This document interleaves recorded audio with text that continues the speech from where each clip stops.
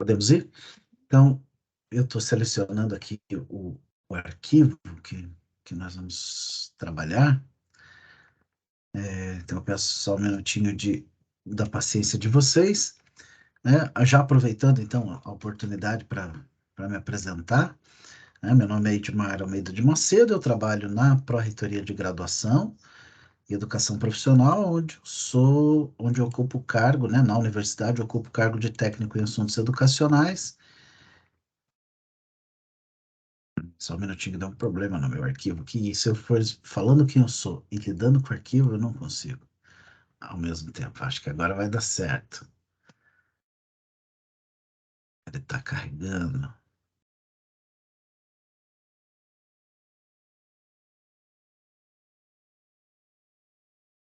Apareceu, não é? Ai, maravilha.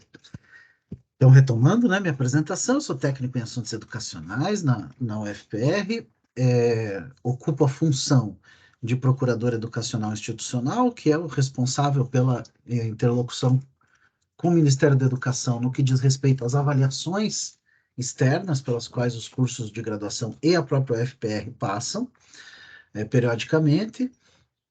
E, portanto, é desse ponto de vista, é a partir desse olhar que essas telas foram montadas e essa conversa, e tivemos a ideia de fazer essa conversa, né? Primeiro dizer também que eu trabalho junto com a Luana, que está aqui presente também.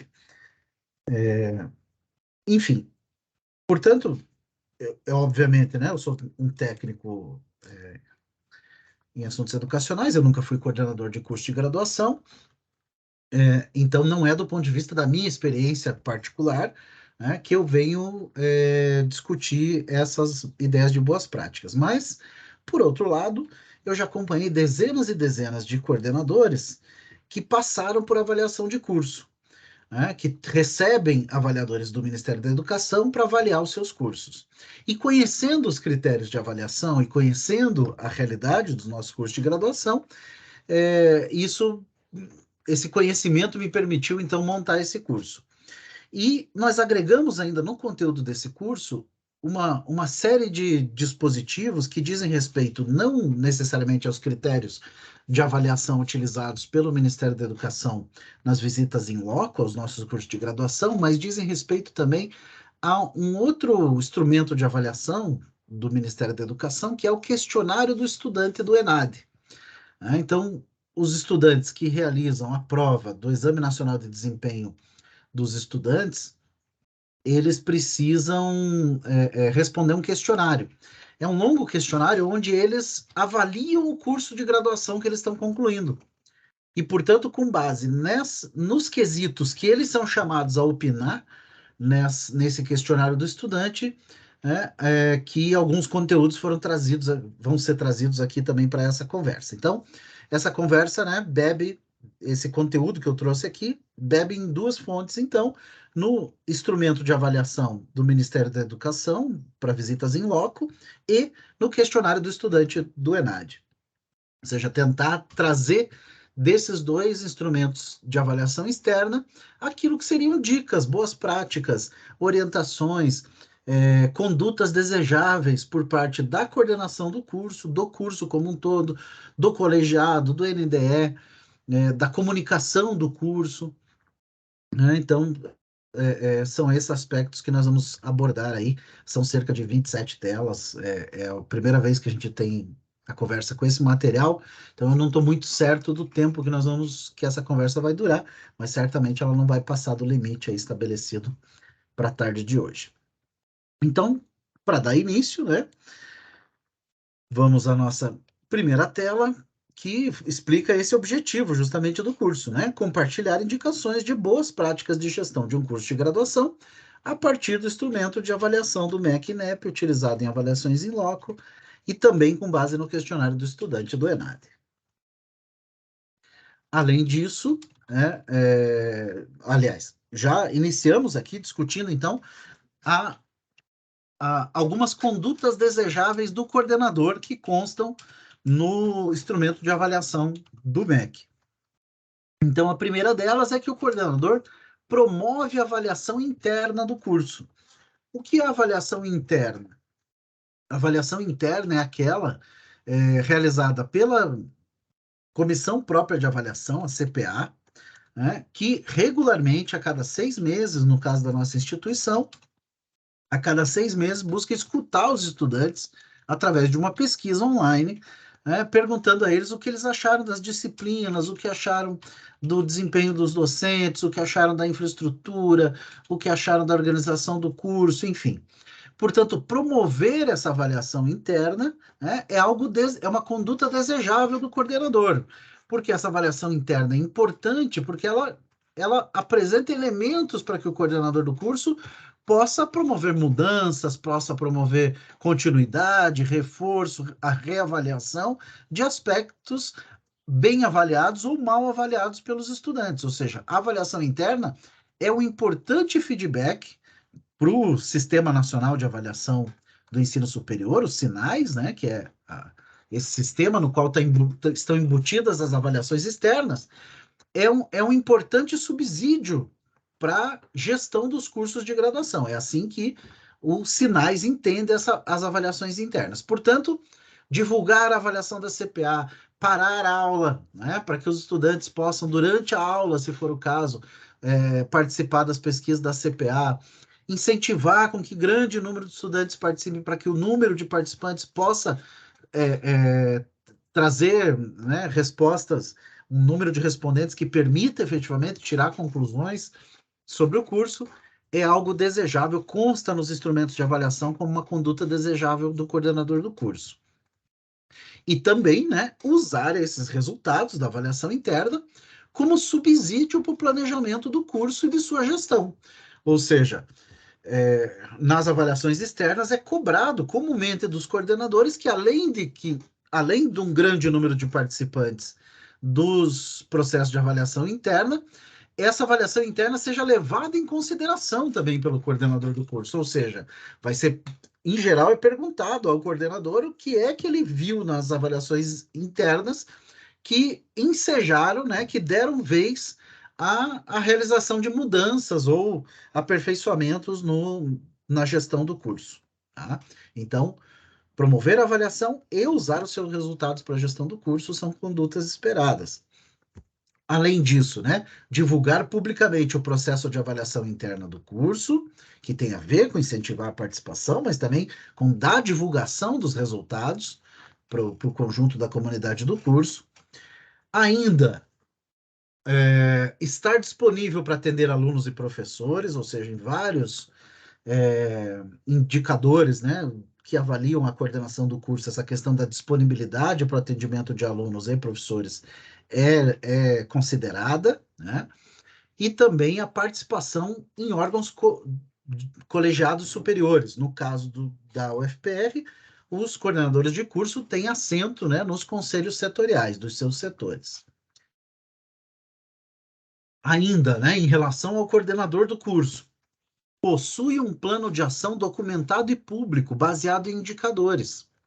Então, uma das cobranças do instrumento de avaliação, usado pelo Ministério da Educação nas visitas em loco, é a existência de um plano de ação documentado e público, ou seja, que seja possível da comunidade daquele curso acessar esse plano de ação. O que é esse plano de ação? É um plano com metas a serem atingidas, né, com práticas estabelecidas para a gestão do curso. Então, por exemplo, diminuição do número de evadidos, ou realização periódica de reuniões da comissão orientadora de estágio, ou então revisão de determinado aspecto durante, né, o período de 1 ano ou de 2 anos da gestão, fazer a revisão do PPC, por exemplo. Né? Isso tudo são objetivos que devem constar, né, ou podem constar de um plano de ação e que são uma espécie de contrato daquele coordenador com a comunidade do curso, ou seja, vamos, nesse período em que eu vou estar na gestão do curso, realizar esta e aquela atividade. Vejam que isso está ligado à ideia, né, de que a gestão de um curso se faz a partir de determinados objetivos, ou seja, um coordenador assume para cumprir determinados objetivos que ele se propõe durante o período de campanha, ou o período eleitoral, e esse coordenador é eleito e, portanto, vai executar esse plano de ação apresentado para a comunidade. Nós sabemos que a vida do coordenador de curso é muito mais complexa do que isso, né? É correr atrás de apagar incêndio, né? Uma boa parte do tempo. Mas a ideia de ter um plano de ação é um pouco nadar contra essa corrente, né? Se deixar guiar pela ideia de que é possível ter metas a serem atingidas, né, no tempo, e essas metas têm que ser claras para que ao final de uma gestão essa gestão possa dizer: nós conseguimos atingir aquilo que nós esperávamos ou não, né? Aqui não foi possível atingir por esse motivo, por aquele motivo, mas esses outros aspectos foi possível atingir. Ou seja, a ideia de que o coordenador não vai só administrar a continuidade do curso, mas ele vai propor coisas, realizar coisas e chegar ao fim do seu mandato podendo prestar contas, então, daquilo que ele realizou a partir do que ele se propunha a fazer. Então, isso é um plano de ação, esse guia, né? E é um documento obrigatório, por exemplo, para ser apresentado aos avaliadores do Ministério da Educação, né? É necessário mostrar que você possui esse plano de ação. E ainda, do ponto de vista da infraestrutura, né, há um item do instrumento de avaliação que diz exatamente isso. O coordenador possui um espaço de trabalho com equipamentos adequados e que permite o atendimento individual ou de pequenos grupos com privacidade. Então, essa é uma questão importante. Nas avaliações que nós recebemos do Ministério da Educação, em geral, nós não cumprimos esse item, né? Ou seja, nós temos uma má avaliação nesse item, porque vocês conhecem, né, a situação por vezes precária dos espaços destinados ao trabalho dos coordenadores de curso. E veja que aqui nós estamos falando desse espaço reservado à atuação do coordenador de curso, que deve cumprir, segundo o instrumento de avaliação, dois critérios: equipamentos adequados. Primeiro, ele deve existir, né? O que já é um pressuposto da discussão. Tem determinados cursos onde não existe um espaço de trabalho para o coordenador. Ou seja, o coordenador coordena o curso da sua sala de professor, né? Do seu gabinete de professor. Essa seria, digamos assim, a situação zero, né? Onde nós ganharíamos e ganhamos, né? Quando a gente encontra essa situação, a pior avaliação, porque é contraditório com o que o instrumento de avaliação propõe. Mas para aqueles que têm efetivamente um espaço de trabalho de coordenador de curso, né, esse espaço de trabalho deve possuir equipamentos adequados, esse é o primeiro critério de avaliação, e o segundo deve ter aí espaço para atendimento individual ou de pequenos grupos. Então, equipamentos adequados não precisamos nem discutir, né? Se trata de ter um computador à disposição do coordenador de curso, que seja do coordenador, não seja o do secretário, nem o do professor, que é o coordenador naquele momento, mas que seja um equipamento destinado ao coordenador de curso, né? Você vai deixar a coordenação e o computador continua lá disponível para o coordenador de curso. E ainda pequenos grupos, lugar para atender individualmente ou pequenos grupos com privacidade. Qual é o sentido disso? De que muitas vezes os estudantes precisam conversar com o coordenador do curso e só com o coordenador. Eles querem dizer coisas, né, apenas ao coordenador, e eventualmente que eles não querem nem que o secretário do curso escute, né? Quanto mais um outro docente, né? Então, a ideia desse espaço de atendimento individual ou para pequenos grupos com privacidade é esse, né? Que o coordenador tenha como dar abrigo a um estudante que queira uma conversa particular, que queira dizer coisas, né, para você que ele não diria num espaço aberto, num espaço frequentado por outras pessoas. Então, eu sei também que isso é difícil, né, de se encontrar na nossa organização espacial. Alguns setores têm instituído, portanto, salas comuns de atendimento, salas que atendem mais de um curso de graduação, né, mas que é possível agendar o seu uso com agilidade, né, para que o coordenador tenha um espaço, então, para atender individualmente ou pequenos grupos de estudantes. Mas então, se eu fosse deixar alguma coisa aqui que eu pudesse dizer, puxa, isso aqui é importante, eu acho que as pessoas que estão participando desse curso podiam sair daqui empenhadas em ver isso acontecer, né? Em realizar isso.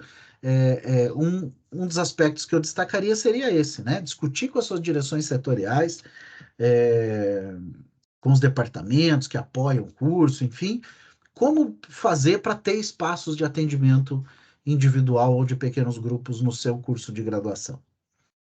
E ainda, né, sobre o espaço ainda de trabalho do coordenador, dispõe, né, na sala do coordenador de infraestrutura tecnológica diferenciada. Esse diferenciado nós temos interpretado da seguinte maneira: não é o pior computador, a pior impressora que está lá com o coordenador, né? Ou seja, são os melhores equipamentos, ou iguais aos melhores que estão aí, né, atendendo o restante do curso, tá certo? A ideia de diferenciada para nós é essa, né, que deve ser o melhor equipamento, né? Não pode ser pior do que a média utilizada no restante do curso. E se vocês quiserem interromper, fiquem à vontade, a Letícia pode me ajudar nisso, né? Mas eu estou à disposição para a gente ir conversando enquanto vamos passando aí. Vamos falar um pouco do colegiado, né? Isso é importante. O texto do instrumento, aqui nós estamos ainda no instrumento de avaliação, né, dos cursos de graduação a partir da visita em loco do Ministério da Educação. Tem um item que fala sobre o colegiado de curso, o que é esperado de um colegiado de curso. E o que é esperado é o que está aí na tela de vocês. Que o colegiado atue, esteja institucionalizado, possua representatividade dos segmentos, ou seja, tenha estudantes também presentes, reúne-se com periodicidade determinada, ou seja, ele tem, né, uma vez a cada semestre, uma vez a cada ano, enfim, mas que haja uma periodicidade determinada, sendo suas reuniões e as decisões associadas devidamente registradas, ou seja, há um sistema de ata, né, de registro dessas reuniões, havendo um fluxo determinado para o encaminhamento das decisões. O que é isso, né? Ou seja, as decisões que o colegiado toma são efetivamente encaminhadas. Existe um fluxo. É decidido tal coisa e essa decisão, né, tem um responsável por encaminhar essa decisão. O secretário do curso, o coordenador, o vice-coordenador, uma comissão. Ou seja, não há decisão a ser implementada que não haja responsável por implementá-la, né? Senão a decisão não vai ser implementada. Dispõe de um sistema de suporte ao registro, acompanhamento e execução de seus processos e decisões. E realiza avaliação periódica sobre o seu próprio desempenho. Ou seja, de tempos em tempos, o próprio, a, o próprio colegiado para discutir a sua atuação. Ou seja, se a sua atuação tem sido eficaz, eficiente, tem dado conta das demandas, né? Então, isso precisa ser encontrado nas atas das reuniões do colegiado, ou seja, esses momentos em que o próprio colegiado para pensar sobre si mesmo. Tá? Isso é algo que os avaliadores vão procurar, né, numa visita em loco. Vão procurar nas atas, nos documentos do colegiado do curso. Além, é claro, né, na UFPR sempre está atento para obedecer, né, os regramentos de composição do colegiado, enfim, que preservam a maioria de um determinado departamento, né, aquele que tem a maioria dos docentes, e, enfim, né, todo o regramento interno da UFPR também deve ser respeitado. E ainda o NDE, né? O NDE é um colegiado também, né? Que é composto de mais de uma pessoa, é um colegiado dentro do curso que, em alguns cursos, funciona muito bem, em outros funciona mais ou menos, em outros ele não existe na prática. O NDE é algo relativamente recente. Dias atrás eu estava trabalhando um texto que levantava aí a criação dos NDEs, mas não é algo muito antigo, é algo recente. E ele tem a ver, né, dentro da legislação regulatória, com a necessidade de estabelecer um corpo de docentes fixo, os docentes mais experientes do curso, né, que vão regularmente avaliar o PPC do curso, né, a sua implementação, vão fazer propostas de mudanças, de atualização do PPC, vão realizar estudos a respeito do curso, ou seja, a diferença do NDE para o colegiado é que enquanto o colegiado vai tratar das questões do dia a dia, né, é, é, as deliberações, etc., o NDE é um grupo pensante, né, que vai se dedicar a pensar, elaborar, estudar a respeito do curso, do PPC do curso, das diretrizes curriculares nacionais, da profissão, né, para a qual se está formando aquele profissional, então vai se dedicar a estudar o mercado de trabalho dessa profissão, se manter atento, né, a esse mercado de trabalho, as suas demandas, para que isso possa se refletir na formação dada aos estudantes. Então, o NDE tem essa função, né? Portanto, ele não se confunde com o colegiado do curso, ele possui outras funções. Vamos ler ali exatamente o texto que está no instrumento de avaliação, né? Diz assim: o NDE possui no mínimo 5 docentes do curso, tem o coordenador de curso como integrante, então é o coordenador mais 4, atua no acompanhamento, na consolidação e na atualização do PPC, ou seja, é possível, a partir das atas das reuniões do NDE, perceber essa atuação do NDE na consolidação, na atualização do PPC. Realiza estudos e atualização periódica, verificando o impacto do sistema de avaliação de aprendizagem na formação do estudante. Veja que o texto traz uma ênfase aí, né, para a discussão também da avaliação de aprendizagem. Analisando a adequação do perfil do egresso, considerando as diretrizes curriculares nacionais e as novas demandas do mundo do trabalho.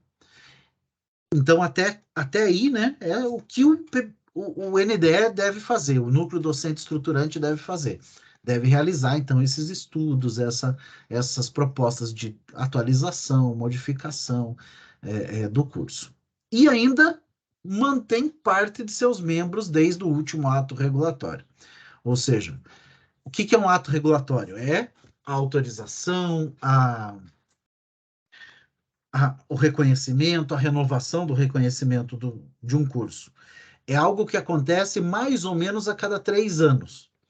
Significa que, desde a última vez que saiu uma portaria do MEC, autorizando ou reconhecendo ou renovando o reconhecimento do seu curso, né, o NDE não pode ter se modificado completamente. Ou seja, ele deve manter uma parte dos membros que existiam, que compunham o NDE lá, quando saiu essa última portaria,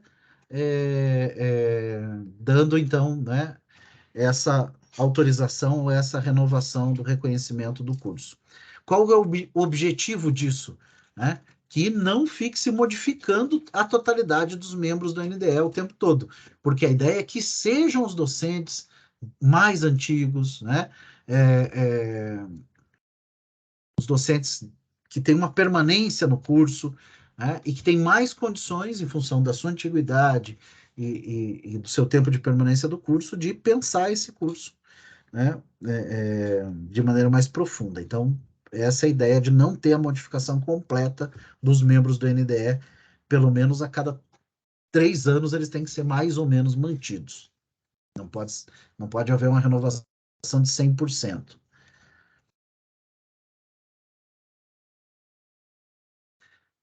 Bom, agora nós vamos ver algumas telas que falam de algo que eu sei que não está no domínio completo do coordenador do curso. Pelo contrário, né? O coordenador muitas vezes não tem ingerência sobre isso. Ou seja, não é ele que decide as questões de infraestrutura, não é ele que implementa as questões de infraestrutura do curso, né? Ele é muito dependente do que é ofertado pelos departamentos, né? Isso, claro, né? Falando da realidade de Curitiba, de Palotina, né? Não estou falando da realidade do litoral, por exemplo, né? Que não tem departamento e, portanto, o fluxo financeiro, o fluxo de gestão da infraestrutura passa por outros caminhos. mas que também não é necessariamente sob o poder do coordenador, né? Lá, salvo engano, né, passa mais pela direção do setor. Então, eu sei que eu estou falando de uma coisa que não é de domínio completo dos coordenadores de curso e das coordenações de curso, mas nada impede, né, que o coordenador seja um proponente, um cobrador, né, um incentivador de quem, por direito, cuide das questões de infraestrutura para que realize as coisas no sentido apontado pelos instrumentos de avaliação. Por exemplo, né, a questão do espaço de trabalho dos docentes. Então, existem, né, duas possibilidades no instrumento de avaliação.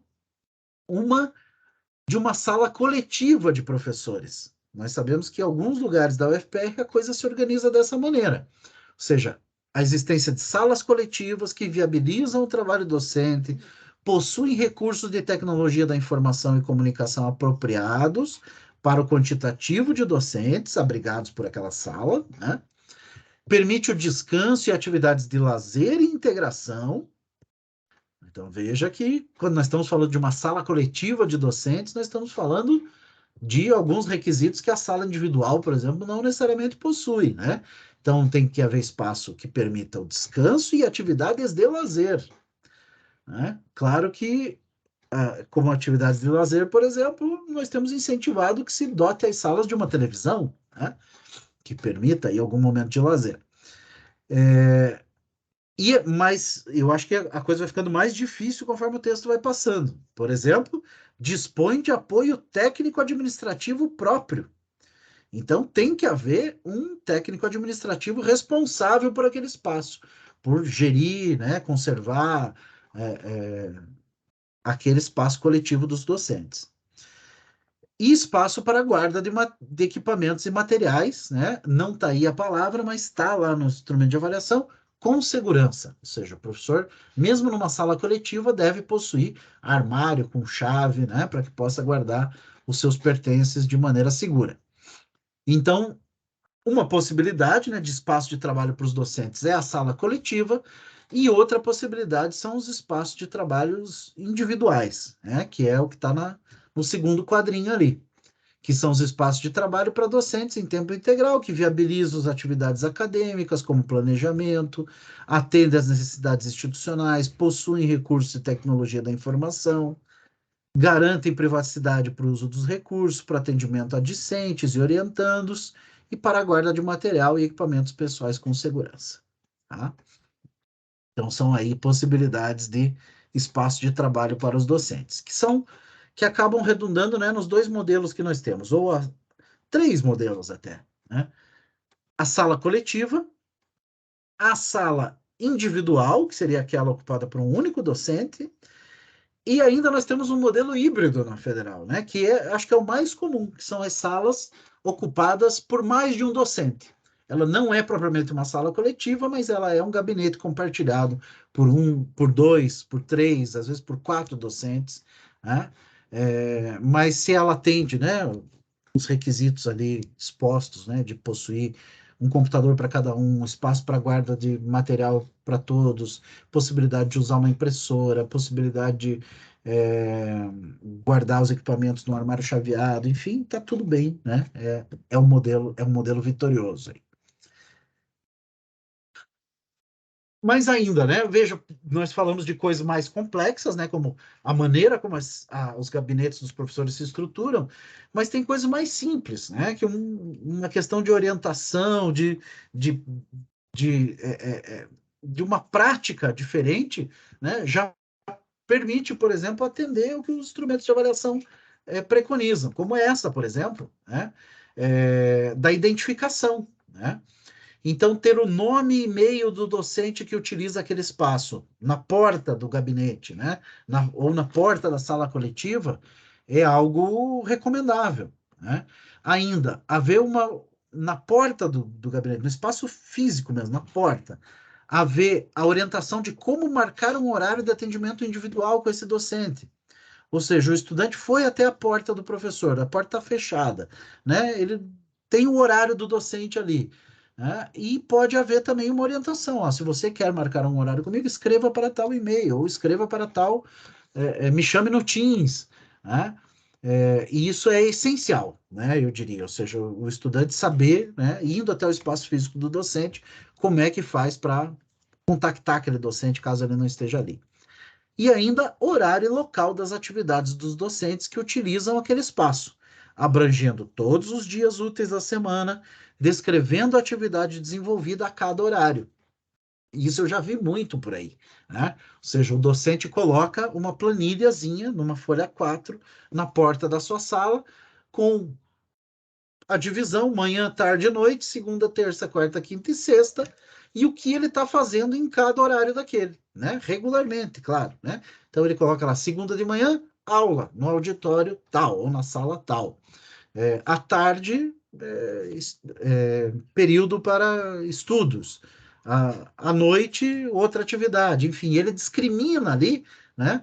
Vamos trabalhar com a ideia de 40 horas aí, né? Não precisa ter os 3 turnos, mas 2 turnos ali, manhã e tarde, ou tarde e noite, né? Discriminados ali que atividades o docente está realizando e onde ele está. Isso é uma medida de transparência, né? E de prestação de contas para a comunidade que é essencial né, e incentiva as boas relações, eu diria, né? Ou seja, o estudante ou qualquer pessoa chega naquela porta do docente, né, encontra ali o nome do docente que ocupa aquela sala, um e-mail, uma forma de fazer contato e agendar um horário com esse docente. E uma tabela dizendo o que aquele docente está fazendo nesse horário, né? Seria o modelo assim, né? Nota 10 aí para qualquer avaliação. E veja, nós estamos falando de coisas que não dependem de infraestrutura, não depende de gasto, né? É uma prática a ser adotada aí por cada docente individualmente, orientado por parte do chefe do departamento, né? Sugerido por parte do coordenador. Então, é disso que se trata. E ainda, né? A coordenação do curso deve, naquilo que lhe couber, né? Realizar e naquilo que não lhe couber, cobrar a quem cabe, né? A realização de manutenção periódica, é, é, de observância do conforto dos espaços físicos, a disponibilidade de recursos de tecnologia da informação e comunicação adequados para as salas de aula, a flexibilidade relacionada às configurações espaciais, né, da sala, ou seja, se nós temos como optar por uma determinada sala, né, para servir para o nosso curso, vamos optar por aquelas que permitem configurações espaciais diferenciadas e não só a aula padrão, né, professor na frente, alunos sentados em fileiras, mas optar por espaços físicos que possam propiciar outras experiências de ensino-aprendizagem. E ainda, né, os instrumentos de avaliação trazem esse termo aí, né, de recursos comprovadamente exitosos, né, que fica ao nosso critério aí imaginar o que seria possível ter em salas de aula, que enriquecessem essa sala de aula, que dessem outras possibilidades, né, e o coordenador do curso ser o impulsionador, então, né, da busca da aquisição desses equipamentos ou dessa reorganização espacial que permitisse, então, essas experiências exitosas. Ainda, né, o instrumento de avaliação tem todo um item relativo a laboratório de informática, então isso é bastante importante. Então, o coordenador deve zelar para que o laboratório à disposição ou os laboratórios à disposição do curso possuam equipamentos suficientes, conforto, estabilidade e velocidade de acesso à internet, espaço físico adequado, hardware e software atualizados e ainda avaliação periódica de sua adequação e qualidade e pertinência, né? Mais uma vez aqui, né? Talvez seja o grande exemplo daquilo que não está sob o domínio do coordenador, né? Está sob o domínio, em geral, da direção do setor, mas pode ter o coordenador de curso aí como um parceiro, né? Na cobrança para que esse serviço seja bem oferecido para as disciplinas que utilizam laboratórios de informática, para os alunos que precisam. Ainda, né, os laboratórios didáticos, e aqui é uma coisa interessante, né? Então, o laboratório como um espaço, né, importante de ensino e aprendizagem nos cursos de graduação, presente na grande maioria dos nossos cursos, né? Acho que são poucos exemplos de cursos que não utilizam laboratórios didáticos específicos, mas ter o cuidado, então, desses laboratórios estarem descritos no PPC, ou seja, o PPC tem um espaço, né, um lugar onde se descreve quais laboratórios estão a serviço do curso. Então, fazer essa revisão periodicamente do PPC é algo importante. E ainda garantir, né, que, ou buscar, cobrar, que esses laboratórios possuam normas de funcionamento, utilização e segurança, né, e que essas normas fiquem disponíveis ao público no próprio laboratório, além, é claro, né, de que eles possuam conforto, manutenção periódica, serviço de apoio técnico, disponibilidade de recursos de tecnologia da informação e comunicação adequados, enfim, né, aí é óbvio, a gente bate com as nossas dificuldades, não só de gestão, mas financeiras, né, tem laboratórios muito dispendiosos que vão utilizar insumos em grande quantidade para as atividades didáticas que são de difícil manutenção. Enfim, a gente sabe de toda essa realidade, né? Mas, enfim, é com essa letra que está aqui, que vocês estão vendo, que os instrumentos de avaliação são aplicados, né? Então, eu quis trazer exatamente como estava aqui para vocês. Vejamos o que mais. Ainda sobre os laboratórios, né? O que eu basicamente já falei sobre a quantidade de insumos, materiais, equipamentos condizentes com os espaços físicos e o número de vagas. Veja, aí tem algumas questões que eu acho que os coordenadores podem atuar, né, orientando, ajudando os docentes, que é como gerir, né, laboratórios como utilizar laboratórios que não comportam uma turma inteira, né? Então, propor a esses docentes, né, atividades paralelas, né? Então, uma parte da turma está no laboratório, a outra parte está fazendo preparo para ir para o laboratório, ou está desenvolvendo uma outra atividade ligada àquela atividade laboratorial, mas fora do espaço do laboratório, enfim, né? Tentar sempre prever, né? Quando se tem essa contingência de ter um laboratório não adequado ao tamanho das turmas, ter as estratégias didáticas que permitam, né, dar uma boa disciplina, um bom atendimento a esses alunos, mesmo com essa dificuldade. Tá? E aí é a nossa criatividade, é, é, a nossa formação aí posta a serviço dessas alternativas. E sempre lembrando de prever, né, essa estratégia na ficha 2 por escrito, né, para que fique claro ali, né, que estratégia está sendo utilizada na condução dessa disciplina laboratorial, que porventura não conte com um laboratório que abarque toda a turma ao mesmo tempo. Muito bem, vamos para a página 13. E aí já começamos a entrar numa outra temática, né? Ainda infraestrutura, mas já passando um pouco para a área de comunicação. E aí eu já vou dizer uma coisa de saída, né? Que muitas questões de avaliação, né, com as quais nós sofremos, seja com os avaliadores do MEC, seja no questionário do estudante, dizem respeito à comunicação, ou seja, como fazer chegar aos estudantes as informações, né, para que eles nos avaliem corretamente no questionário do estudante, né, e para que os avaliadores também do MEC possam nos avaliar de maneira justa. Então, nós fizemos aqui na nossa unidade de avaliação essa listinha aí que a gente já tem distribuído para alguns cursos, eu trouxe aqui para vocês, que seria essa ideia do mínimo que o site de um curso de graduação deve ter, né? Nós tivemos o conversa com a Prograde anterior, com a professora Ana Carolina, né, que tratou justamente de comunicação, né? Ela falou um pouco da comunicação da Prograde e falou um pouco de comunicação dos cursos de graduação. Eu acho que ela é a especialista nisso, né? Quem puder resgatar o curso dela, depois a Letícia pode explicar como é que as pessoas podem assistir o curso dela novamente, que fica disponível aí no YouTube. Mas, independente disso, nós temos essa listinha aqui do mínimo que o site do curso deveria ter, né?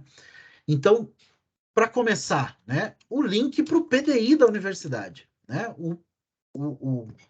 O Plano de Desenvolvimento Institucional, né? O PDI, mais do que só um documento formal, ele é uma espécie de plano de governo da universidade, ou seja, para onde que a universidade vai, para que lado ela vai crescer, quais são os grandes princípios que orientam a existência dessa universidade. Então, esse é um documento fundamental, né? E deve estar disponível para os estudantes. Eu não estou dizendo que os estudantes devem conhecê-lo, todo mundo deve conhecê-lo a fundo, mas deve estar lá disponível, né? E as pessoas devem saber que existe o Plano de Desenvolvimento Institucional da UFPR.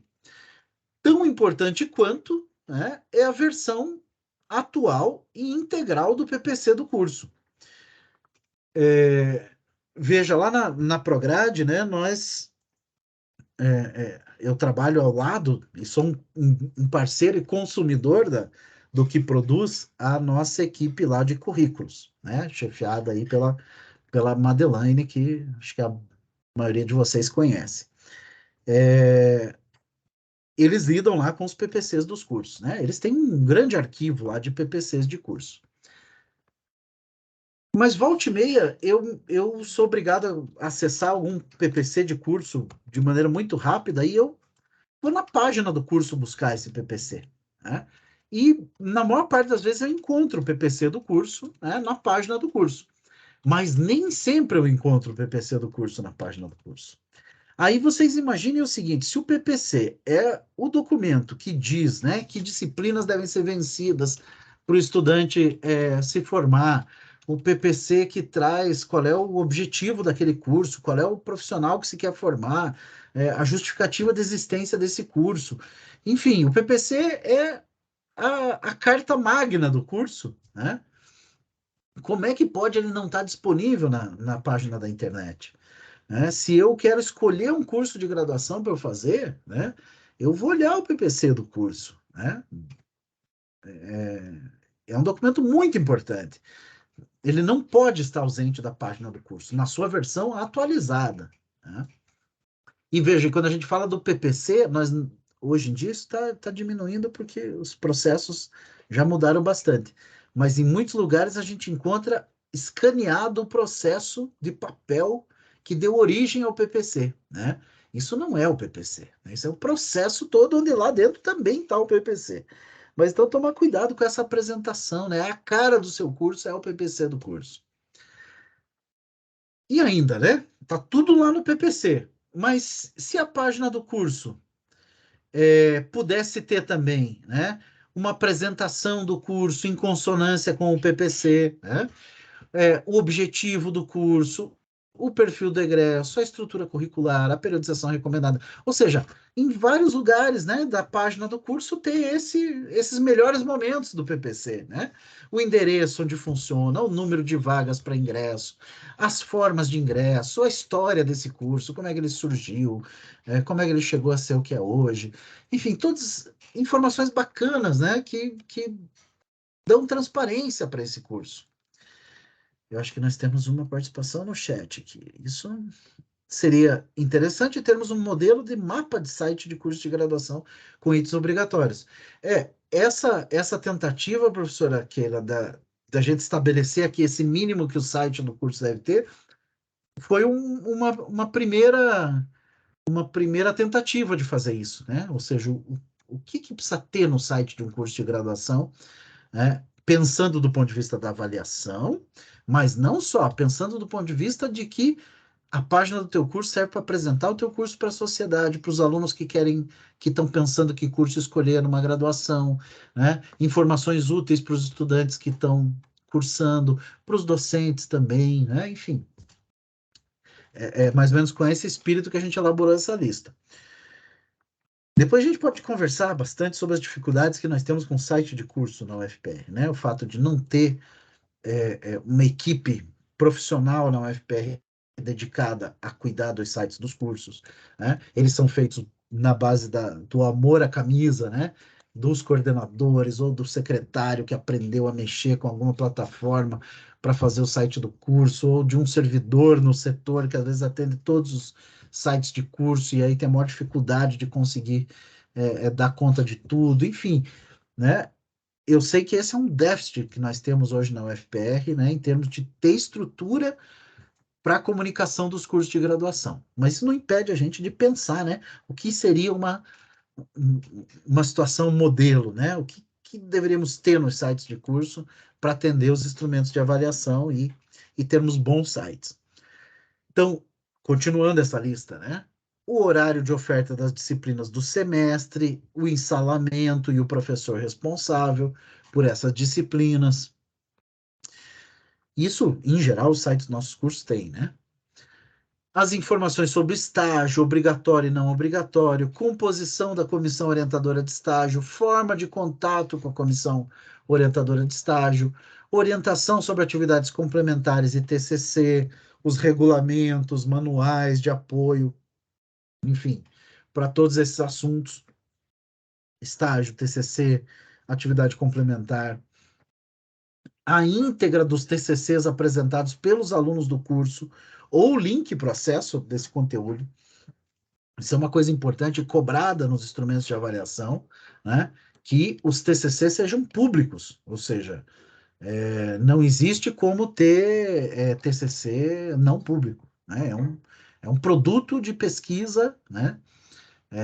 De uma universidade pública, ele tem que estar disponível. A Adriana, né? A Adriana tá falando de uma situação bastante interessante, Adriana, e muito disseminada, né? Que é a confusão entre site do curso e do departamento, né? Vamos pensar o seguinte, professora. Departamento é uma coisa que tem em alguns lugares da UFPR, em outros não tem, né? Porque não é obrigatório a existência de departamento, né? A legislação não obriga as universidades a terem departamentos. Portanto, você nunca vai encontrar nos instrumentos de avaliação, por exemplo, departamento. Nem a palavra departamento existe, porque os instrumentos de avaliação avaliam aquilo que é comum a toda a educação superior, né?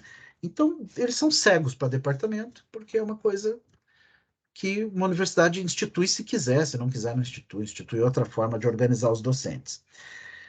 Mas, mesmo considerando, né, que nós temos departamentos em alguns lugares da UFPR, departamento é de uma natureza, né, completamente diferente de curso, né? A professora diz que sabe da diferença e que não, não consegue ter um site de curso. Mas o que eu quero chegar ao final dessa minha fala é dizer para vocês o seguinte, que é, não ter um site do curso separado do departamento é um grande prejuízo, né? E eu vejo isso acontecer assim com muita frequência, principalmente quando você tem muita identidade entre um departamento e um curso, né? Eu vou dar alguns exemplos. Por exemplo, história, né? Então, nós temos um departamento de história que atende que ocupa a maior parte dos docentes em 3 cursos, no bacharelado em História, na licenciatura em História e no curso de História, Memória e Imagem, né? Então, são 3 cursos que basicamente são os docentes do departamento de História que trabalham. Então, você acaba encontrando as informações do curso no site do departamento. Isso é uma realidade, enfim, que precisa acabar, né, na UFPR. A gente precisa dar identidade para os nossos cursos, separado dos departamentos, que são outra coisa, né? Mesmo que eles tenham muita identidade com os cursos, com alguns cursos, mas eles não se confundem. Portanto, nós precisamos, com urgência, né, dar cara para os nossos cursos, separando dos departamentos. Eu imagino, eu não sei de cabeça, mas vejo o professor Alessandro aqui, talvez a psicologia seja assim também, porque eu sei que temos um departamento com grande identidade com um curso, né? É, e sei de outras realidades, onde, por exemplo, o site do setor é que abriga todos os cursos, né? Mas ainda assim eles conseguem fazer alguma separação entre os cursos, enfim. Mas o ideal é o quê, né? Que exista um site do curso separado de tudo, separado da página do setor, que, claro, vai ter ligação com a página do setor, né? Vai dizer, nós somos parte do setor tal da universidade, não tem problema nenhum, né? Não tem problema fazer referência aos, aos departamentos também que fornecem docentes, né? Problema nenhum. mas o curso precisa ter uma página própria, né? Isso eu não tenho dúvida. Tá? Então, o que mais? Né? Falávamos ali dos TCCs, né? O resumo e link para informações de programa de apoio aos estudantes da PRAE, né? De repente pode ser só o nome do programa, informe-se sobre os programas de apoio ao estudante. E aí o link da PRAE direto, ou de cada programa da PRAE, enfim, são coisas importantes. Ainda, informação sobre a administração do curso contendo nome do coordenador, do vice, do secretário, horário e endereço de funcionamento da coordenação do curso, horário em que é possível encontrar o coordenador pessoalmente na coordenação e ou a maneira de marcar esse atendimento. Né? Então, isso é outra coisa importantíssima aí de ter essa ficha técnica, digamos assim, do curso. Né? Quem é quem? Quem é o coordenador? Quem é o vice? Quem é o secretário?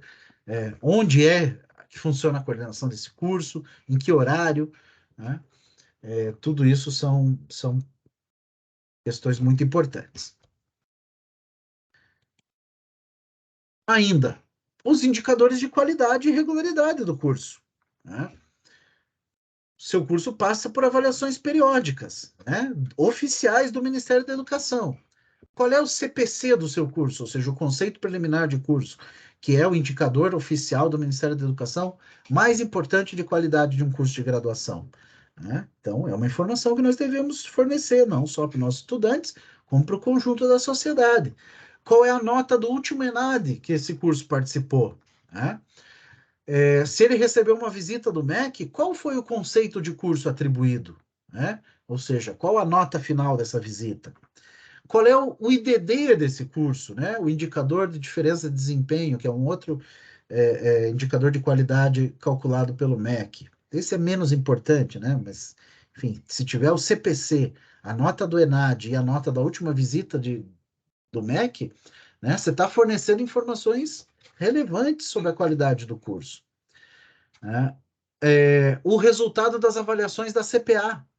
Né? Então, a CPA publica, né, na sua própria página as avaliações dos cursos. Então, dê publicidade a isso, né, na página do seu curso. O seu curso é reconhecido, autorizado, né? Ou seja, é um curso legalizado. Então, coloque ali, né, a portaria de renovação do reconhecimento do seu curso, ou pelo menos o número dela, né, para que os estudantes tenham certeza de que estão num curso, né, devidamente reconhecido, né, pelo Ministério da Educação. E ainda o link, né, para o ambiente virtual de aprendizagem utilizado pelo curso. Caso o seu curso tenha alguma carga horária à distância, né, coloca já na página do curso por onde é que esse estudante entra lá na UFPR Virtual, que é o ambiente virtual utilizado pelos nossas disciplinas e cursos à distância, tá bem? Ainda, né, acrescentando, né, acho que toda a informação aqui que acrescenta aqui não é problemática. Relação de convênios do curso, né? Eventualmente o curso tem convênios para estágio, convênios de outro tipo, né? Então, tudo aquilo que disser respeito aos estudantes de graduação, né, publicizar na página do curso. Identificação dos membros do NDE e do colegiado do curso, né? As datas e atas das respectivas reuniões. Então, tudo público lá, né? As atas, as datas de reuniões, as que vão acontecer, as que aconteceram, né? Se eventualmente tem algum dado, né, de aluno ou de professor, enfim, algum dado pessoal, faz uma tarja em cima daquele dado, né, para poder publicizar as atas das reuniões do NDE e do colegiado. E ainda o plano de ação da coordenação do curso, né? Conversamos lá no início sobre esse documento importante aí, que é o plano de ação da coordenação do curso. Então, ele também deve estar disponível aí para os estudantes e para toda a comunidade do curso na página do curso. E ainda, né, esse item aqui se combina com outros, mas esse é muito importante, porque nós sofremos uma demanda do Ministério Público, né, federal, nos questionando sobre o cumprimento desse item específico que está aí na tela de vocês. Porque a LDB diretamente exige que os cursos de graduação divulguem isso, né? A lista do corpo docente do curso com um link para o currículo Lattes de cada docente. Aí eu ainda acrescentei, né, o Orcid, eventualmente, né, outra plataforma que se queira, mas no mínimo o currículo Lattes desse docente. O e-mail de contato, as informações básicas da formação desses docentes, graduação, mestrado, doutorado, regime de trabalho desse docente, as disciplinas pelas quais os docentes são responsáveis, o tempo total de casa e informações sobre como agendar atendimento individual ou em grupo com o professor. Né? Então, uma parte aqui coincide com aquelas informações que tem que estar na porta do gabinete, né? Mas uma parte é o pleno atendimento do que está no artigo 42, se eu não me engano, da LDB, que cobra literalmente esses itens que estão aqui: formação do docente, link para o Lattes, disciplinas pelas quais eles são responsáveis, né? E o tempo total de casa. Esse pacote mínimo aí está cobrado na própria LDB. E aí tem algumas questões aqui que acho que é importante a gente conversar, que às vezes as pessoas fazem um pouco de confusão. Então, para fins de avaliação, né, dos órgãos de avaliação, quem são os docentes de um curso de graduação? Essa é uma pergunta interessante, para as quais eu ouço as mais diferentes respostas.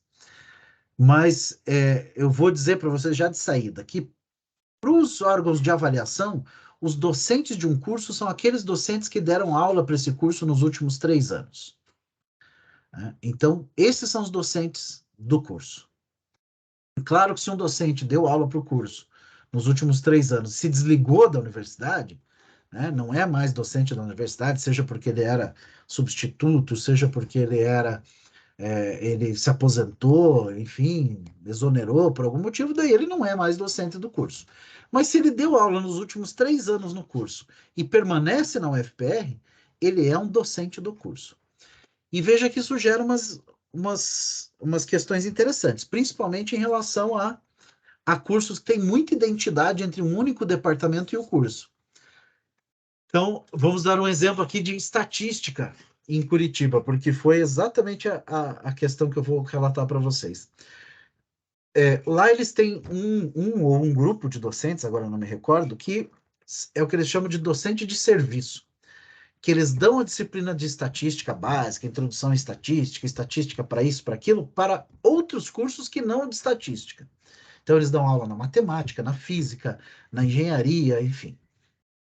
E eles passam anos sem dar aula para o curso de estatística.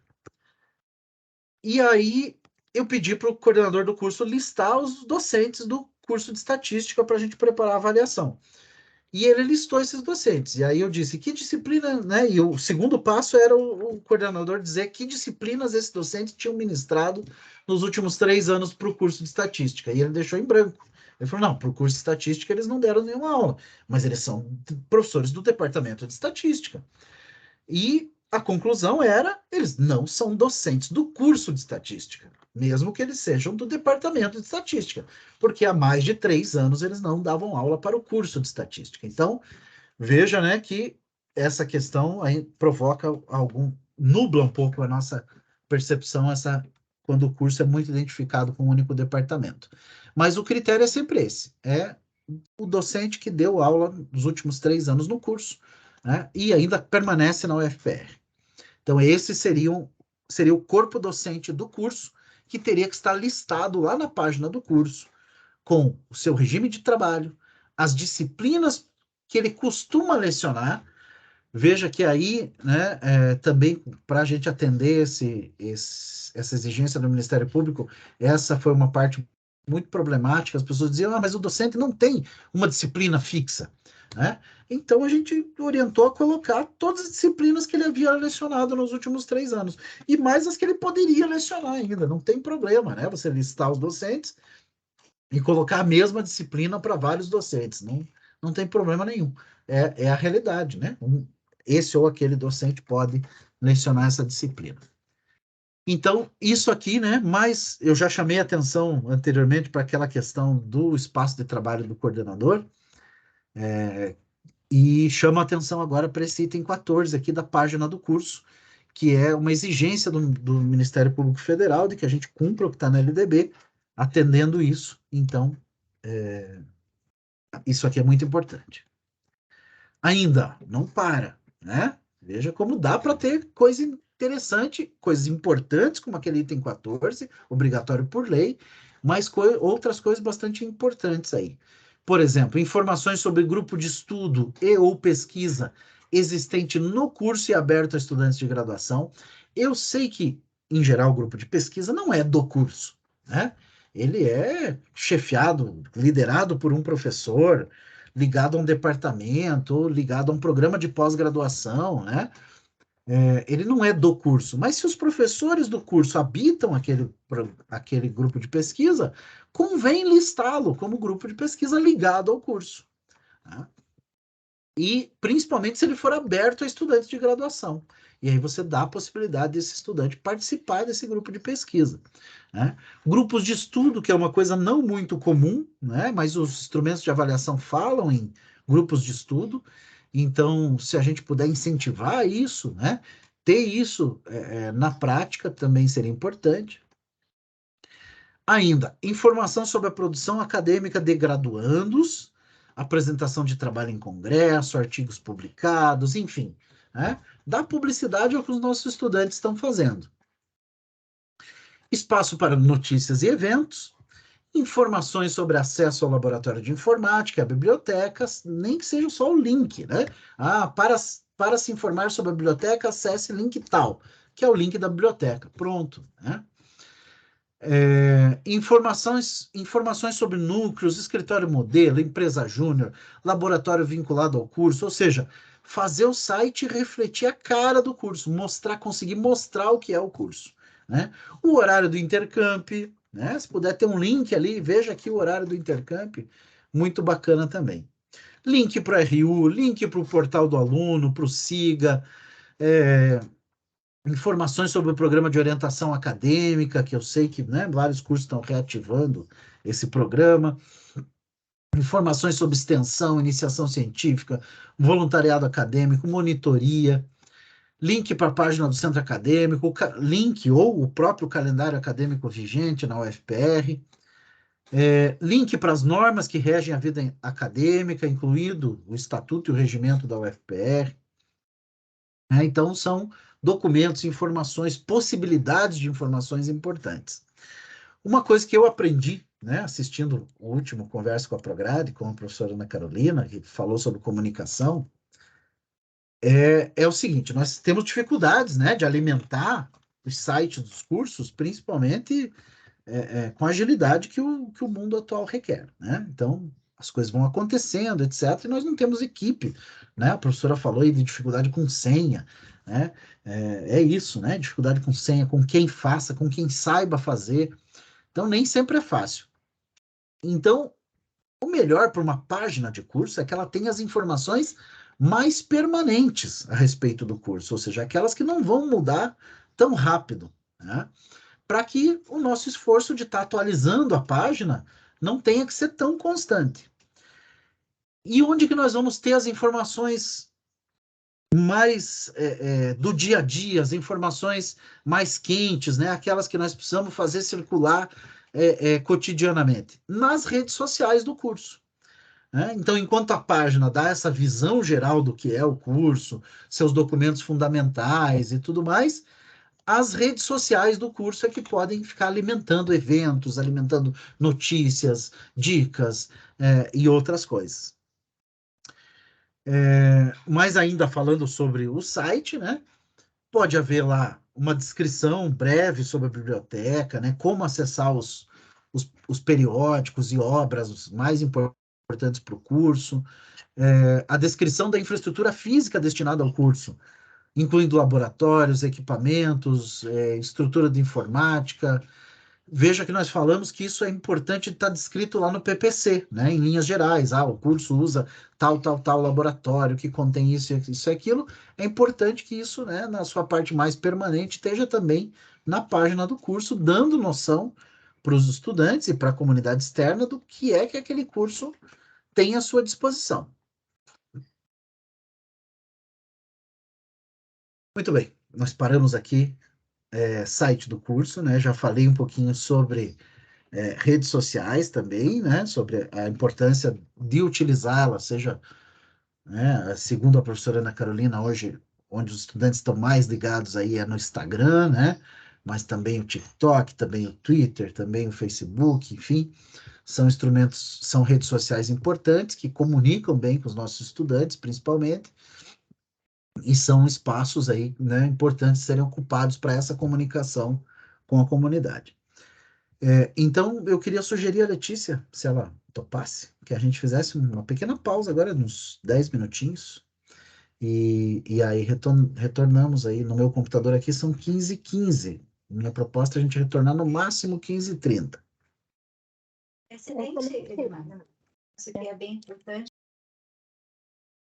Cobrar aí a atenção até, né? Vamos para um cafezinho, para uma água, e retornamos então às 15h30, certo?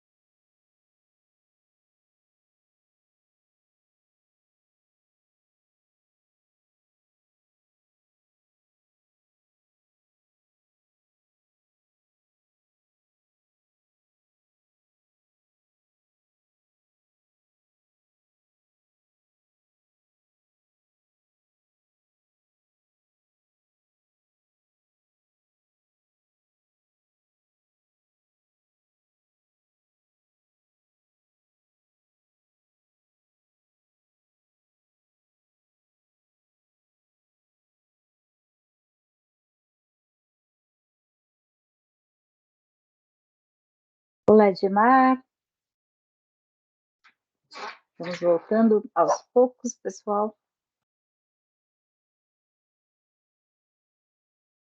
Eu vou aproveitar, Edmar, esse retorno para fazer disponibilizar o link da avaliação desse nosso encontro, né? Então, a cada encontro, também isso compõe a nossa parceria com a Progep, é feito uma avaliação de reação, né? Onde os participantes apontam, é um questionário bem curto, bem simples, mas com alguns indicativos importantes para que a gente possa fazer um monitoramento desse programa, né, dessa ação, que é o Conversas com a Prograde, e aperfeiçoando, né, as nossas propostas, aproximando a nossa metodologia, os nossos conteúdos, as necessidades e os interesses dos coordenadores e das coordenadoras de curso, certo?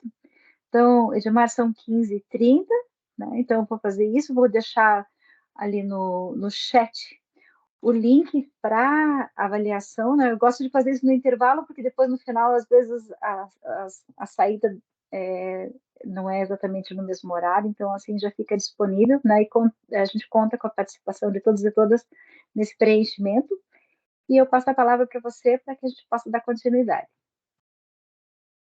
Obrigado, Letícia. Vamos retornar, então. E pelo andar aí do passar de telas aí, eu acho que a gente não passa de 4 horas da tarde nessa conversa.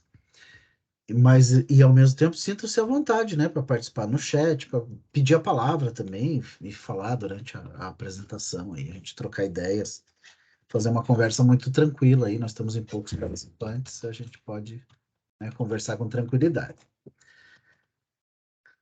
Então, nós íamos mudando aqui para uma coisa que parece algo muito demodê, né? O mural físico do curso, falar sobre isso. Mas, por incrível que pareça, há uma portaria do MEC que dispõe sobre o que deve existir no mural físico da secretaria do curso, né? E aí eu resolvi trazer isso para vocês, porque, enfim, é uma legislação, ela diz que deve haver um mural físico com essas informações, e vamos ver que informações são essas. O ato autorizativo expedido pelo MEC, com a data de publicação no Diário Oficial, observado o regime de autonomia quando for o caso. Ou seja, neste mural físico, segundo o decreto consultado por nós, deve existir o documento, né, de autorização, reconhecimento, renovação de reconhecimento, ou seja, o último documento expedido pelo MEC atestando a regularidade do seu curso. Tá? Então, isso deve estar lá. Ainda deve ter uma folhinha com o nome dos dirigentes da instituição, ou seja, reitor, vice-reitor e coordenador do curso em exercício. Pode parecer incrível isso, né? Mas o decreto diz isso. Eu fico imaginando a quantidade de cursos obscuros que existem por aí funcionando, né? Ou existiram, ou existem, enfim, né? Onde é necessário informar quem é o dirigente máximo da instituição no mural do curso, porque senão ninguém sabe quem é que dirige aquela instituição de ensino. Não é o nosso caso, obviamente, mas a portaria não faz distinção, né? E, portanto, nós temos também que atendê-la. A relação dos professores que integram o corpo docente do curso com a respectiva formação, titulação e regime de trabalho.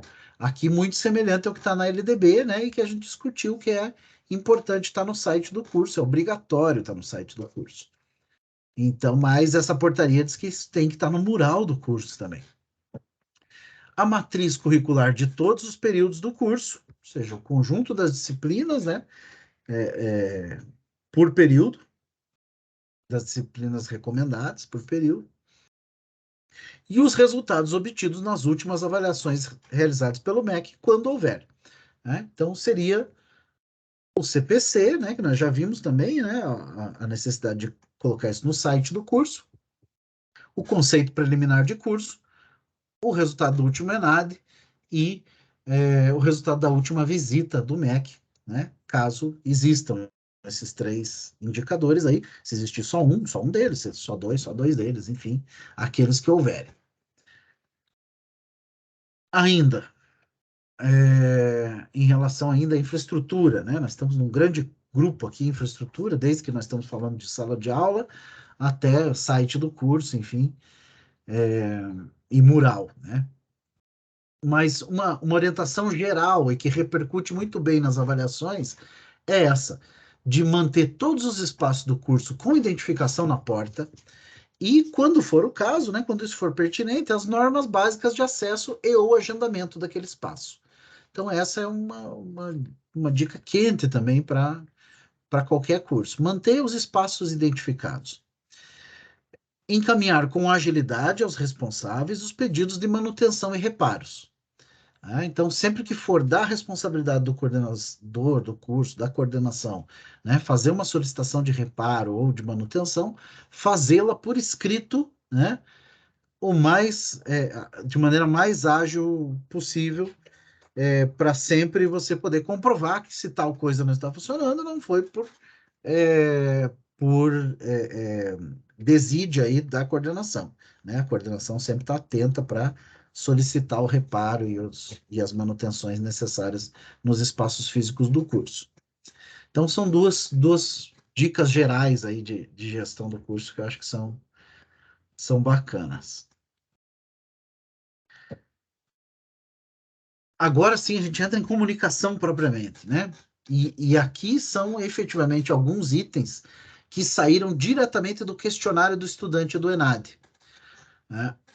Quando o aluno vai avaliar o curso no questionário do estudante, muito lá do que ele avalia é se ele tomou conhecimento de tal coisa. Tomou conhecimento, né, de oportunidades de intercâmbio. Então, isso é uma dos itens que ele tem que avaliar. E às vezes ele pode falar que não, né? Então, o curso tem intercâmbio, manda intercambista para fora do país, às vezes, né? E o estudante vai avaliar o curso e marca lá que não existiu intercâmbio no meu curso, porque ele não tomou ciência de que existiu, né? Então, divulgar as coisas que acontecem no curso, né, é algo essencial, contribui sobremaneira para a avaliação que os estudantes fazem do curso nos processos de avaliação oficial. Tá? Então, algumas dicas, né, com base nesse questionário do estudante do ENAD, de onde centrar a comunicação. Nas oportunidades de participarem de programas, projetos ou atividades de extensão universitária, né? São diversos professores dos cursos, né, que mantêm projetos, programas de extensão, que selecionam bolsistas ou voluntários. Então, a página do curso ou as redes sociais do curso terem um espaço, né, para periodicamente divulgar essas oportunidades de participação em programas, projetos e atividades de extensão é essencial. Não só de participação dos estudantes, mas divulgar a existência desses programas, projetos e o que eles estão realizando, né? Veja, podem ser atividades, né, de um determinado projeto numa escola pública, ou numa penitenciária, ou atendendo determinada faixa etária da população curitibana, enfim, as diversas iniciativas nas quais os professores estão engajados de extensão merecem ser divulgadas, que mostra a vida, né? Pulsando nos nossos cursos, no nosso corpo docente, com a participação do nosso corpo discente. E isso contribui para a avaliação que o estudante faz do curso, né? Quando ele percebe que está num curso onde professores, os colegas, mesmo que ele não esteja, mas os colegas dele estão envolvidos em atividades extensionistas e tudo mais. Isso não permite a ele que chegue num questionário como o do ENAD, né, o questionário do estudante do ENAD, e responda que não existe projeto de extensão no curso dele, né, porque ele tomou conhecimento. Ainda, divulgar entre os estudantes oportunidades de participarem de projetos de iniciação científica e de atividades que estimulam a investigação acadêmica. Isso também é muito importante. Nós temos um sólido programa de iniciação científica na UFPR. Então, aqui é a mesma coisa do que o programa de extensão. Divulgar não só a oportunidade de participar, o que é muito importante, né, ajudar os programas a divulgarem seleções de bolsistas e voluntários, mas também divulgar o que esses projetos de iniciação científica estão fazendo, o que eles estão pesquisando, os resultados das suas pesquisas, né? Tudo isso contribui para que o estudante da graduação perceba que ele está num curso, né, onde a iniciação científica existe, é forte, produz coisas interessantes e vai permitir que, no momento de avaliar o curso, ele leve essa informação em consideração. Ainda, divulgar para os estudantes oportunidades de participação em eventos internos e externos à instituição. Então, muitas vezes, né, os nossos programas de pós-graduação promovem seminários, palestras, etc., que poderiam muito bem receber os nossos estudantes de graduação também, ser divulgados entre eles, né? E ser um momento dos estudantes de graduação estarem lá assistindo uma palestra interessante, participando de um evento, né? E então, divulgar essas oportunidades é importante também, no mesmo sentido ali que os programas de extensão, os programas de iniciação científica, para permitir que o estudante perceba que essas coisas acontecem, né, na UFPR, ou, né, a UFPR incentiva que seus estudantes participem.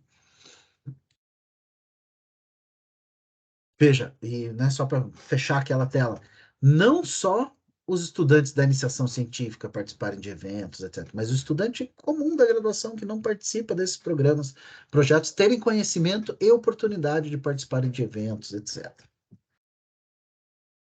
Ainda, oportunidade, divulgar, né, oportunidades para os estudantes atuarem como representantes em órgãos colegiados. Isso aqui é mais tranquilo, mais simples, né? Enfim, né, o momento da eleição para o representante dos discentes nos colegiados ou nos departamentos vinculados ao curso é importante também, né, para que esse estudante possa responder lá na avaliação que havia participação discente nos colegiados. Ainda, divulgar as oportunidades para os estudantes realizarem intercâmbios ou estágios dentro e fora do país.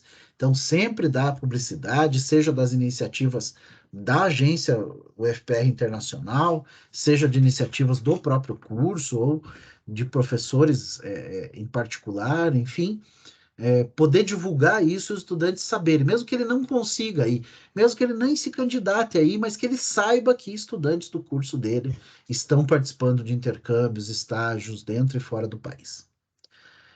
Ainda, sempre comunicar, né, maneiras dos estudantes agendarem horários para atendimento individual com os professores e com a coordenação.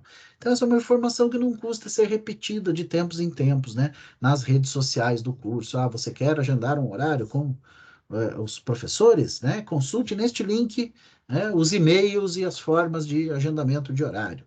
Né? Não fique com dúvida, marque um horário com o seu professor, enfim, né? Mostrar que o professor tem esse tempo destinado também ao atendimento individual do discente e que ele pode fazer uso disso. Porque senão ele chega lá na avaliação do questionário do estudante e responde que não, né? Não tem esse horário porque eventualmente ele não tomou conhecimento, né, de que esse horário existia, mas que existe, a gente sabe que existe. E a disponibilidade dos docentes também.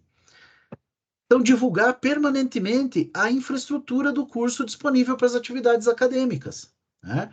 Divulgar para os estudantes, o laboratório tal, né, recebeu uma melhoria, ou recebeu novos insumos, ou vai ser utilizado esse semestre de uma outra maneira, enfim, está permanentemente divulgando os espaços e infraestrutura disponível para o curso, né? De maneira que o estudante tenha ciência, noção, não só o estudante, como a comunidade externa, tenha ciência e noção, né, de qual é a infraestrutura à disposição desse curso. E ainda, né, divulgar entre os estudantes programas de monitoria, tutoria disponíveis para os estudantes, naquela mesma lógica dos programas de extensão, de iniciação científica, de intercâmbio, ou seja, nem divulgar as oportunidades de participação, mas divulgar permanentemente a existência desses programas, de modo que o estudante, quando for avaliar, mesmo aquele que não participou, quando for avaliar o curso, saiba dizer que sim, no curso dele existem esses programas, né, de apoio ao aprendizado do estudante. Ainda, isso eu sei que é mais difícil, né? Mas as atividades de cultura e lazer, sim, né? A UFPR promove diversas atividades de cultura e lazer, principalmente através da Pró-Reitoria de Extensão e Cultura, seus grupos artísticos e tudo mais, né? Então, pode ser um acompanhamento periódico, né? Divulgar uma vez por mês a agenda dos nossos grupos de música, de canto, de dança, enfim, para que os estudantes saibam que isso acontece também. Não é só, né, para o pessoal do Politécnico, aí não é só o Bar do Pedrão, a oportunidade de interação social, lazer e cultura. Né? Existem muitas outras promovidas pela UFPR, né, que estão à disposição dos estudantes. E ainda, né, destacar elementos do acervo da biblioteca, novas aquisições. E veja, são coisas que a gente faz, né? Todos os dias, de tempos em tempos. Ou seja, de tempos em tempos a gente manda para a biblioteca solicitações de compra, eles vão lá, compram um tanto não compram, né? Conseguem adquirir um tanto aí, adquire aquele tanto, bota na prateleira, né? E aí a coordenação do curso divulga, né? Nas redes sociais do curso, como uma notícia impulsionada aí por essas redes sociais, novas aquisições de acervo bibliográfico para o curso, né? Estão disponíveis agora as obras tais, tais, tais, sugeridos pelo professor tal. Enfim, comunicando à comunidade, comunicando à sociedade, à comunidade do curso, que novas obras estão disponíveis no acervo bibliográfico do curso. Então, veja, são coisas simples, né? Você vê, aquisição de livros a gente já faz de tempos em tempos, mas a gente não divulga comumente, né? E tudo isso cria, né, essa imagem que é verdadeira. Veja, não, ela é absolutamente verdadeira, de que nos nossos cursos as coisas estão acontecendo, estão pulsando, né? Tem eventos de cultura, tem programa de monitoria, tem iniciação científica, tem atividade de extensão, tem obras novas sendo adquiridas nas bibliotecas. Veja, nós não estamos inventando nada. Nós estamos dando divulgação às boas coisas que acontecem, às coisas que depois vão ser avaliadas, né? E que muitas vezes nós somos mal avaliados por desconhecimento dos estudantes em relação a tudo isso que acontece todo dia nos nossos cursos.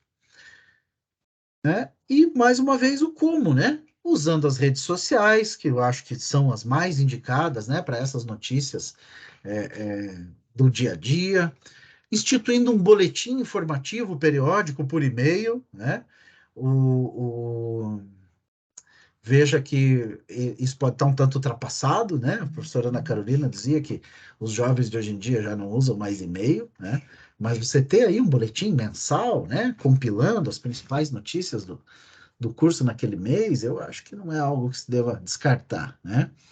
Ou ainda um mural informativo físico mesmo, né? Num local de maior fluxo de estudantes, também é uma. Eu não sei vocês, mas eu passei minha graduação inteira olhando mural, lendo mural, né? Achando informações em murais. Então, isso é importante. Ainda criando uma seção de notícias no site do curso, né? É, mas sempre sabendo, né, que o site pode ser de mais difícil alimentação. Ainda grupo de transmissão em aplicativo de mensagem, né? O WhatsApp está agora com funcionalidades aí de criar grandes grupos de transmissão. Lembrando que no grupo de transmissão é só você que fala, né? Os estudantes, os participantes do grupo só recebem as mensagens, eles não têm possibilidade de te mandar mensagem.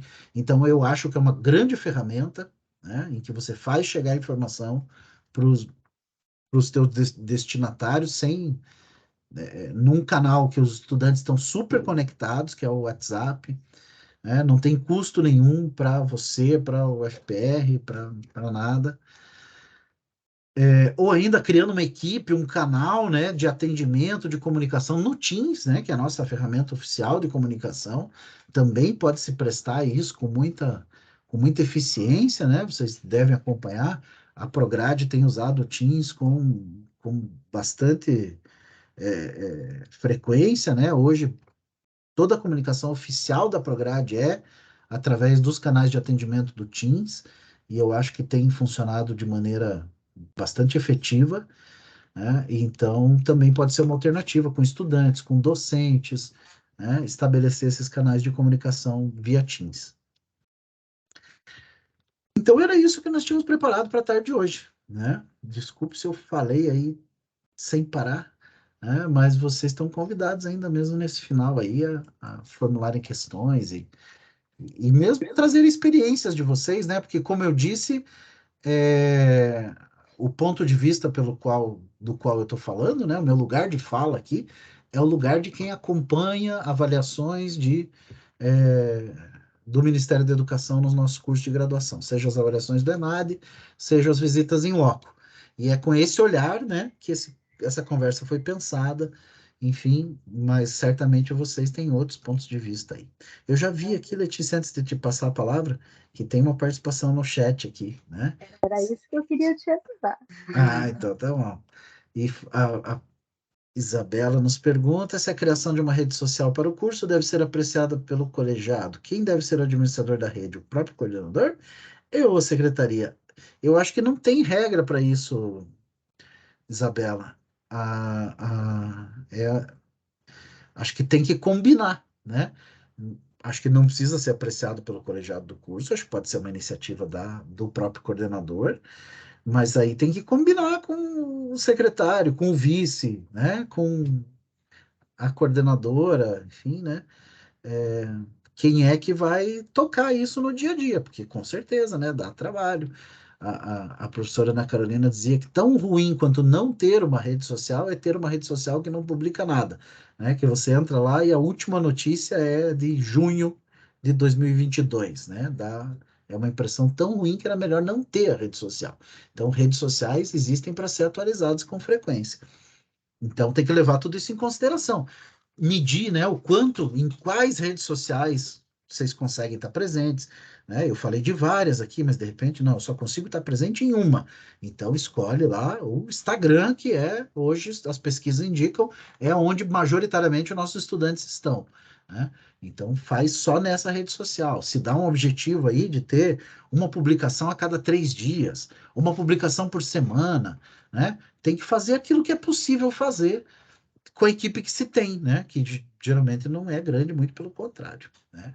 Vai ter que conversar aí. Pode ser que o secretário seja muito disponível para isso e ache o maior barato e queira muito fazer. Pode ser que não, né? Que às vezes não tenha aptidão para isso, enfim. Pode ser que você, como coordenadora, queira estar gerenciando isso diretamente. Aí cada curso vai ter que discutir sua realidade.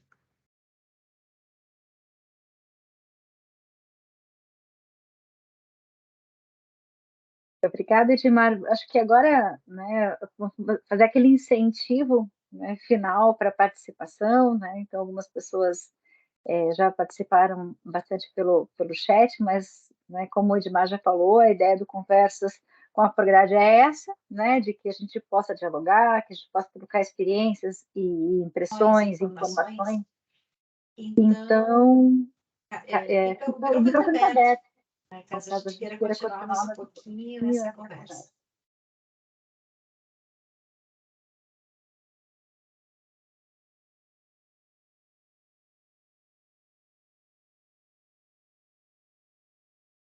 Eu quero dizer que eu não sei descompartilhar minha tela, então eu vou deixar aí essa apresentação.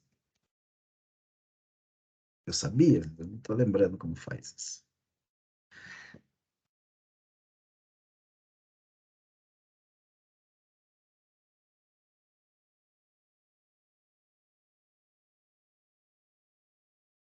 Eu acho que, Edmar, foi bastante produtiva a nossa tarde, né? Você muitas informações, muitas provocações, né?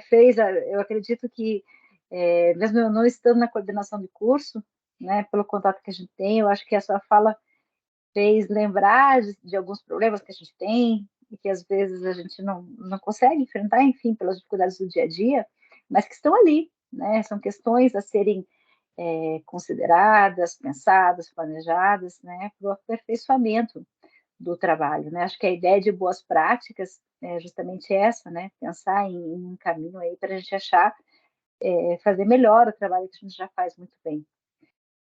Então, eu acho que eu quero agradecer a tua participação, a tua disponibilidade de estar conosco nessa tarde e agradecer a cada um e a cada uma que estiveram conosco, né? Lembrando, mais uma vez, né, que a avaliação é muito importante, então o link da avaliação está no chat, nós gostaríamos muito de ter o feedback de vocês. E lembrando que nós também, né, como o Edmar já colocou, estamos à disposição, né, sempre para continuar conversando, né? Além da gravação. Então, eu já também deixei no chat o link da playlist dentro do site da Prograde tem uma playlist específica do Conversas com a Prograde. Então, ali você consegue acessar, às vezes, né, a gente, no dia a dia, acaba encontrando outras demandas e acho que um dos objetivos desse nosso encontro é esse, né? É criar material, criar subsídios para que a gente possa buscar informação na hora em que em que a gente percebe a necessidade. Então, Gilmar, contigo a palavra. Não só agradecer mais uma vez a Letícia pela gentileza, todos os participantes, e é isso. Ano que vem estaremos de volta aí com outros temas, outros assuntos. Isso mesmo, para mais conversas com a Prograde. Então, boa tarde e até a próxima.